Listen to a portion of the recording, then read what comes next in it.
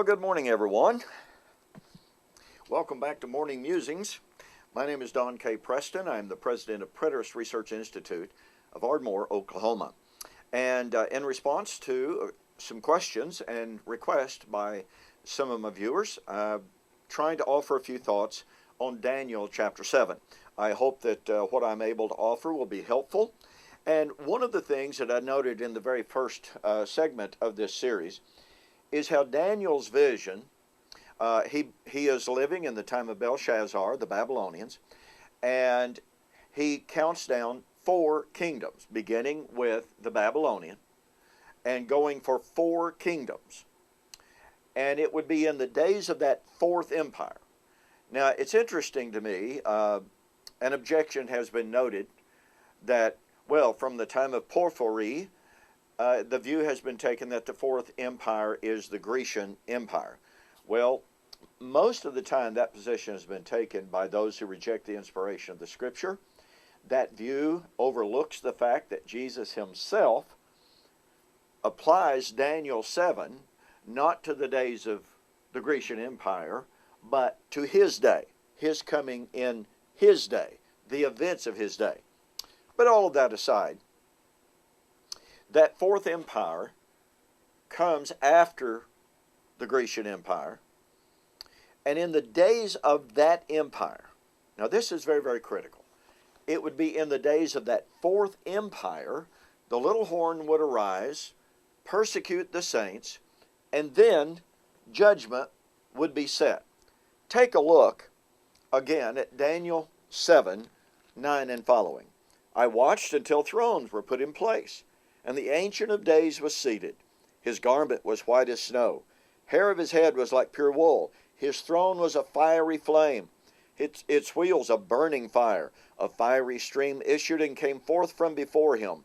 1,000 thousands ministered to him. 10,000 times 10,000s stood before him. The court was seated. The books were opened. Now, I would suggest to you that this is nothing other than a description of the judgment scene of Revelation chapter 20.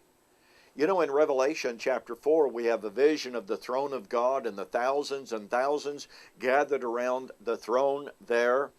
And this, of course, is very clearly in anticipation of the judgment scene of Revelation chapter 20. Now, here's the implication of this. If it is true that the judgment of Revelation chapter 20, the time of the great white throne, the Father seated on the throne, the books being opened, if the judgment scene of Revelation chapter 20 is the fulfillment of Revelation chapter 7, 9 to 10, the judgment scene, the Ancient of Days seated on the throne, the thousands upon thousands gathered round him, the books being opened.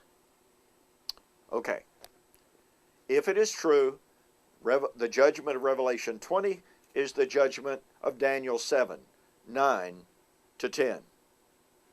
But the judgment of Daniel 7, 9 to 10 is confined to the days of the 4th empire. The 4th empire is the Roman Empire.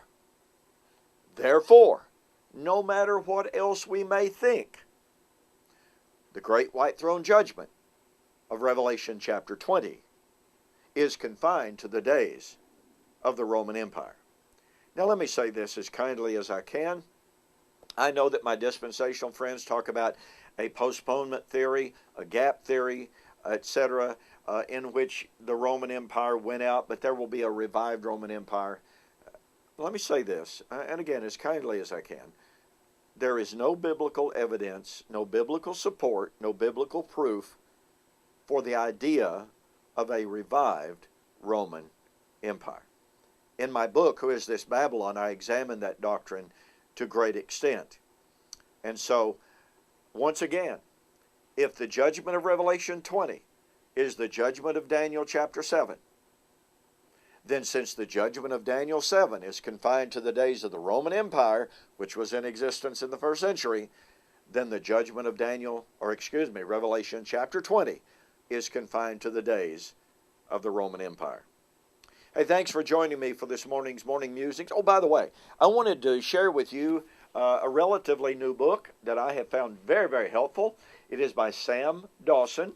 It is entitled Essays on Eschatology, an introductory overview of the study of last things. You know, Sam has just a tremendous amount of information in this.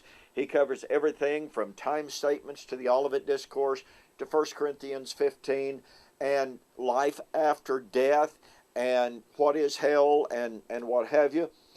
He even touches on Zionism and its impact on our world. Let me recommend that you get a copy of this. Go to my websites, www.eschatology.org or www.bibleprophecy.com. Order the book. Mention that you saw it on YouTube. I will refund your shipping. This is just a tremendously helpful book for getting an overview. That's exactly what it says, an overview of the doctrine of last things. There's just a wealth of information in here. I highly recommend this book. So again, order your copy today. Mention you saw the offer on YouTube. I'll refund your shipping. So, thanks again for joining me for this morning's Morning Musings. We'll see you on the flip side.